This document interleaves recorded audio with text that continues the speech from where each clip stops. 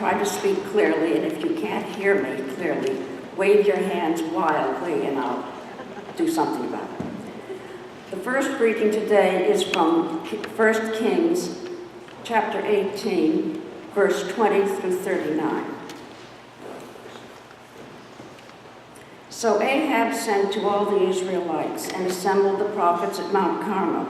Elijah then came near to all the people and said, "How long will you go limping with two different opinions? If the Lord is God, follow him, but if Baal, then follow him." The people did not answer him a word. Then Elijah said to the people, I only am left a prophet of the Lord, but Baal's prophets number 450. Let 2 bulls be given to us. Let them choose 1 bull for themselves, cut it into pieces, and lay it on the wood, but put no fire to it. I will prepare the other bull and lay it on the wood, but put no fire to it. Then you call on the name of your God, and I will call on the name of the Lord. The God who answers by fire is indeed God. All the people answered, "Well spoken." Then Elijah said to the prophets of Baal, "Choose for yourselves 1 bull and prepare it first, for you are many. Then call on the name of your God and put no fire to it."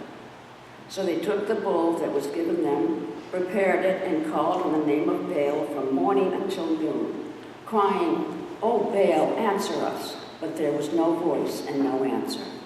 They limped about the altar that they had made. At noon, Elijah mocked them, saying, "Cry aloud, surely he is a god. Either he is meditating, or he has wandered away, or he is on a journey, or perhaps he is asleep and must be awakened." Then they cried out aloud, and as was their custom, they cut themselves with swords and lances until the blood gushed out all over them. As midday passed, they raved on until the time of the offering of the oblation, but there was no voice, no answer, and no response.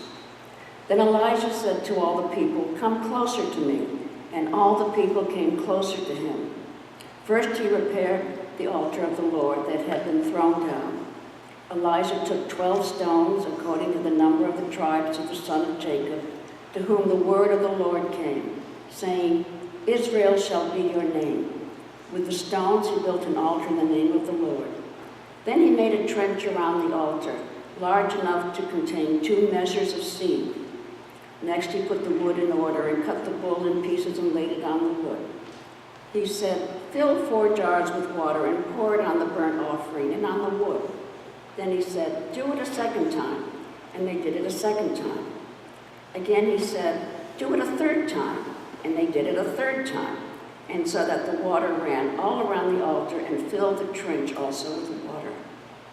At the time of the offering of the oblation, the prophet Elijah came near and said, "O Lord, God of Abraham, Isaac, and Israel, let it be known this day that you are God in Israel, that I am your servant, and that I have done all these things at your bidding. Answer me, O Lord, answer me, so that this people may know that you, O Lord, are God, and that you have turned their hearts back." Then the fire of the Lord fell and consumed the burnt offering, the wood, the stones, and the dust, and even licked up the water that was in the trench. When all the people saw it, they fell on their faces and said, "The Lord indeed is God, the Lord indeed is God." Elijah said to them, "Seize the prophets of Baal. Do not let one of them escape." Then they seized them, and Elijah brought them down to the Wadi Kishon and killed them there.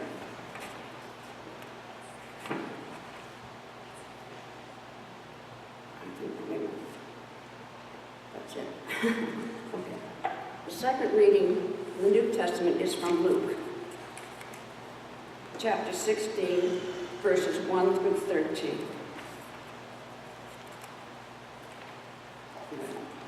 Here it is.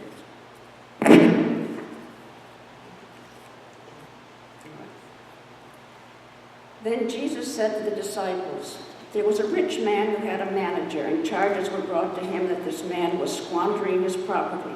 So he summoned him and said to him, 'What is this that I hear about you? Give me an accounting of your management, because you cannot be my manager any longer.'